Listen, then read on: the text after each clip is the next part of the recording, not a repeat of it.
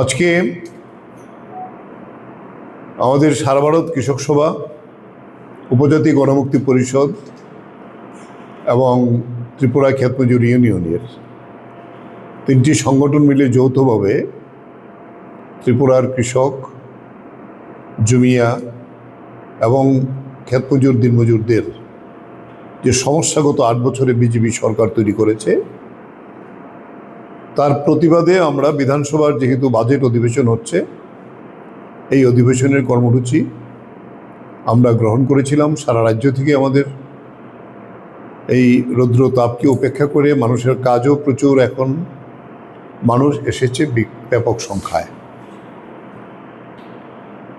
এবং আমরা অনেক আগে থেকেই মুখ্যমন্ত্রীকে চিঠি দিয়েছিলাম যে আমরা বিধানসভার বাজেট অধিবেশন, যেহেতু এটা গুরুত্বপূর্ণ অধিবেশন, আমাদের এই সমস্যাগুলো যাতে বাজেটে সরকার এবং সমস্ত বিধায়কদের দৃষ্টি আকর্ষণ করতে পারি, আমরা এই অভিযান করে আপনার কাছে আমাদের এই দাবি পেশ করতে চাই। বিরোধী দলনেতাকেও আমরা এইভাবেই চিঠি দিয়েছিলাম। তিনি বলেছিলেন তিনি এসেছেনও। অবশ্য সরকার তার পক্ষ থেকে এসডিপিও আমাদেরকে জানিয়েছে যে পরীক্ষা এবং রাজ্যের আইন শৃঙ্খলার যে পরিস্থিতি, এই কারণে আপনাদের এটার বিশেষ অনুমতি আমরা দিতে পারলাম না। আমরা কথা বলেছি যে আমরা তো যে রোড দিয়ে যাব, কোনো স্কুল নেই, পরীক্ষার কোনো কেন্দ্র নেই, আমরা লিখিতভাবেও তা জানিয়েছি। আমরা জমায়েত হয়েছি রবীন্দ্রভবনের সামনে, আমাদের যেখানে নির্ধারিত ছিল, এবং এই জমায়েতের মধ্যে কোনো কথা নেই। আমরা যখন মিছিল অর্গানাইজ করে রওনা হয়েছিলাম, আমাদের এটাই কথা ছিল, আমরা বলেছিলাম তাদেরকে, আপনারা যেখানে গিয়ে পুলিশ মনে করবেন যে আমাদের আটকাবেন, আমরা সেখানেই থাকব, শান্তিপূর্ণভাবেই হবে। এবং সেখান থেকে আমাদের প্রতিনিধি দল আমরা যাব, আমরা তো 4-5 জন প্রতিনিধি যাব, এবং আমরা বিরোধী দল থেকে বলেছি ওনার কাছেও আমরা এটা দেব।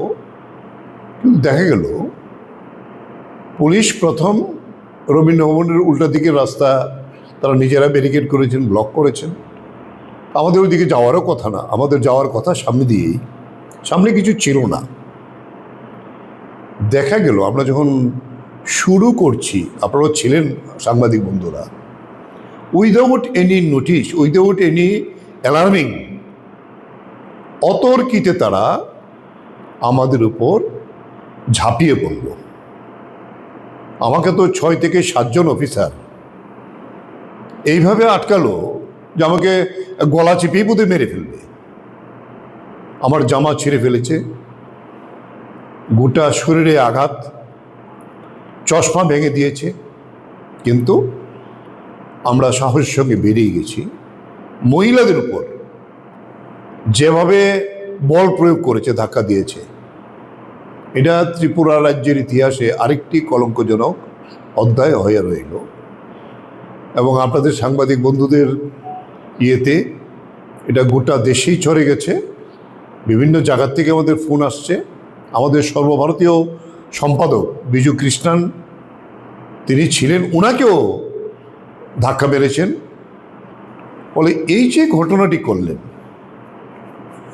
নর্মাল হলো কোনো মবকে যদি আটকাতে হয়, ওয়ার্নিং দিতে হয়, একটা ম্যাজিস্ট্রেট রাখতে হয়, যদি আনলফুল আমরা কিছু করে থাকি তার সামনেগুলি করতে হয়।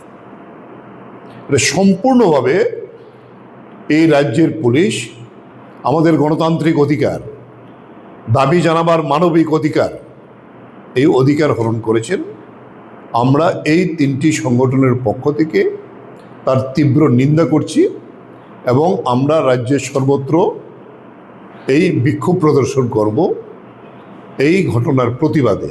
গোটা দেশ থেকে আমাদের কাছে বিভিন্নভাবে ফোন আসছে, বিভিন্নভাবে আসছে। তো এই বিষয়টাই জানাবার জন্য আপনাদের আমরা ডেকেছিলাম।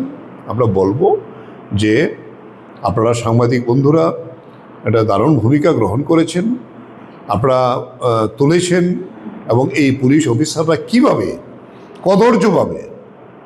কিন্তু পুলিশ, আমরা বলতে চাই, মানুষ যখন খেপে গেছে, আটকে রাখতে পারেনি তো। নদীর সামনে যদি বাঁধ থাকে, এই বাঁধ যদি ভেঙে যায়, এই জলকে যেমন আটকে রাখা যায় না।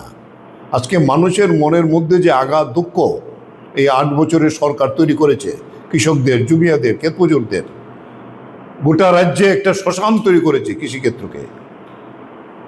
মানুষের কোনো কাজ নেই, এর প্রতিবাদী আমরা করতে গেছি, এই দাবি আমরা জানাতে গেছি। সরকার তো প্রতিদিন বাগাড়ম্বর করছে, এই করে ফেলেছে, সেই করে ফেলেছে। তাই আমরা বলবো যে আমরা এখানেই থামবো না, যেহেতু এখন সামনে আমাদের অটোনমাস এরিয়া ডিস্ট্রিক্ট কাউন্সিলের নির্বাচন। এই নির্বাচন প্রক্রিয়া শেষ হলে পরে আরও বৃহত্তর সংগ্রামের জন্য আমরা প্রস্তুতি নিয়ে আসব। দেখি এই সরকারের পুলিশের কত ক্ষমতা আছে।